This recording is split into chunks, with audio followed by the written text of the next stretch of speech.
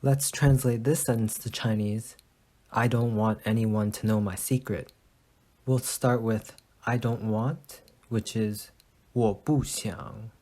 But we have to be a little bit careful about what we put after 想. In our sentence, the word anyone, which is a noun, is after 想. And if we put a noun after 想, it doesn't mean to want, it means to miss that noun or to think of that noun. For 想 to mean to want, we need to put a verb after it. So we can slightly change our sentence without changing the meaning of it.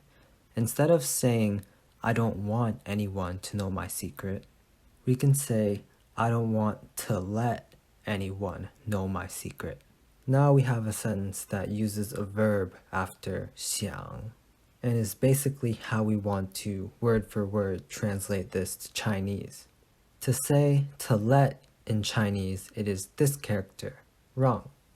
So our sentence would start off with 我不想让. The next word is anyone, which in Chinese we can say 任何人. Adding that to our sentence gives us 我不想让任何人. And finishing off the sentence is just knowing some vocab.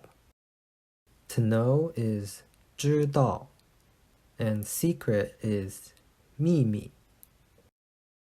So our entire sentence is 我不想让任何人知道我的秘密。我不想让任何人知道我的秘密。